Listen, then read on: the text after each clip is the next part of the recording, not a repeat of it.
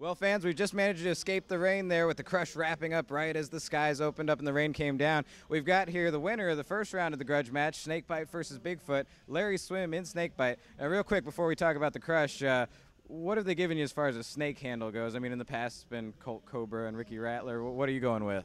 Well, I really didn't have one. I was just kind of going with Snakebite, and Rodney Tweedy felt it necessary to call me Peter Python, but, you know, hey, that's what you get. You call me names, I'm going to make you look bad. Well, in some ways, I'd say that's exactly what you did out there, because the first couple times standing it straight up and down on the tailgate in a car crush setting, that's got to be tough, but you did it perfectly, set it right back down, and you've given Rodney something to shoot for in that second round later today. Yeah, you know, we're out here just having fun, you know, our open house. It's great to have all the fans out here up close and personal, having a good time, kids everywhere. You know, it's a family environment, and that's what we want to see. So we're glad to have the people that could be here today, and all the fans that are watching. You know, that's second best, right? Well, now, real quick, too, it's been a great season for you. The CFP Championship, a real strong summer for you, and you're, you know, capping it off here today, getting a chance to see all the fans for the first time as a champion. Pretty neat. Oh, yeah, you know, it's awesome. We wanted to do great with this body, and, you know, to win it all at Pocatello was awesome, and, you know, hopefully next year we're doing the Bad Boys too, and from what I understand, we got some pretty good paint jobs that are coming in, and you know, we'll see what happens, and hopefully we'll make it 2 in a row. That'd be just sweet. Well, that's Larry Swim. He's in Snakebite today. Round 2 of the Bigfoot versus Snakebite grudge match is coming up just a little later.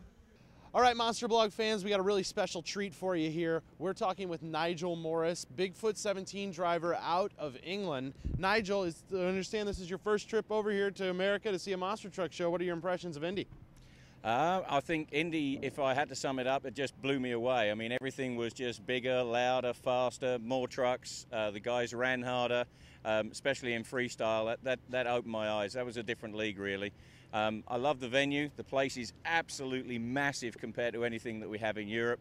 And from that point of view, it just blew me away. And to see all the street trucks as well. I mean, I started in street trucks, so for me to see this sort of quality of street truck was just brilliant. I loved it.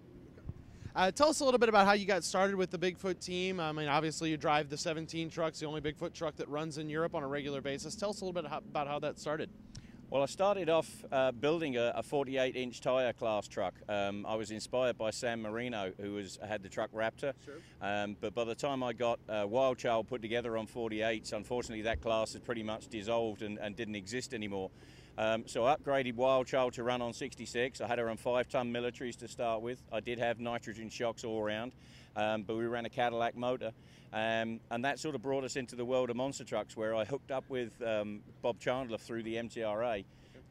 Myself and another guy from England came over to the MTRA conference and wanted to set up a European division of the MTRA. And that put me in semi-daily contact with Bob Chandler. And not very long after that, we were having a discussion about some stuff, and it came about that they really enjoyed touring in Europe, but that it was difficult for them with staffing and stuff like that.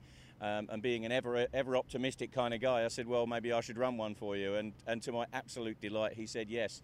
And it kind of developed from there. I mean, there was a lot of contractual stuff involved naturally, but the whole Bigfoot team were absolutely excellent. I mean, you can't ask for a nicer bunch of guys to work with. Even though I'm 4,000 miles away, you know, they take telephone calls at ridiculous o'clock in the morning. They help me out of situations that I shouldn't have got myself in the first place. But yeah, it's great. I mean, I always say during interviews in Europe that I had the best job in monster trucks in the world. And I do believe that, because I think the Americans have come to the point where they're almost used to monster trucks. They don't quite marvel at them the way that Europeans do still. So it's a great job. All right, Nigel, tell us a little bit about the Monster Mania tour over in Europe, kind of the structure of it and how things have been going this year. Well, Monster Mania started in around 2003. Our first year was actually a Pro MT championship for Europe. We were hoping to expand Pro MT out there. Unfortunately for us, Pro MT really didn't catch on the way they'd hoped in the States. So we developed the EMTRC, which is the European Monster Truck Racing Championship. But we needed a product name for that. We needed a show name, so we came up with Monster Mania. And that's how it all got started. And really, we've seen growth every year. I mean, not always as much as we'd like. But we started off, we had 5 races in the first year, we had 6 in the second, 8 in the third, and by our 4th year we're having 12 racing events each year. Now for 2009, that's kind of took a back seat a little bit because some of the guys weren't available due to other bookings they had with other promoters. but we're hoping to bring it back bigger and stronger in 2010. There are some stuff that I unfortunately can't tell you about at the moment, but Monster Blog will be one of the first outlets to hear about it, I promise you that. And if it does come off, it's the biggest news that's hit monster trucks in about 5 years, I would say. We're really, really hopeful for that. But the series is strong, the racing is good. I would say, having seen the racing today here in Indy, that most of the top 3 trucks in Europe could come here and hold their own. I'm not saying we'd win, I'm not saying we'd get our butts kicked, but we'd be in the field, we'd be giving people a real race, and that really inspired me. I'm really impressed by that, because we started kind of 6 years ago with serious head-to-head racing, and the progress that all of the guys have made, myself included, is phenomenal, because you know we've caught up on 35 years of history in 5 years, and that's a big development. So freestyle though, you guys are way ahead of us. Well, we would love to have the opportunity to see Nigel and some of the top trucks over in Europe run here in the United States. Nigel, we really want to thank you for taking the time out with us to talk with us and kind of explain how things are over in Europe to our fans here.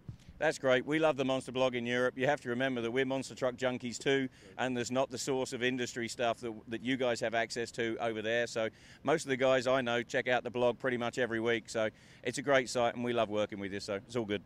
Well, that's Nigel Morris. We'll be right back with more here on the Monster Blog TV. All right, we're here with Randy Barton, and Randy has created one heck of a new piece here sitting right behind us. This is the Abuser tank. Randy, tell us a little bit about it. Well, it actually started out as a 1953 and M75. It's a little bit earlier model than the Bigfoot Fast Tracks.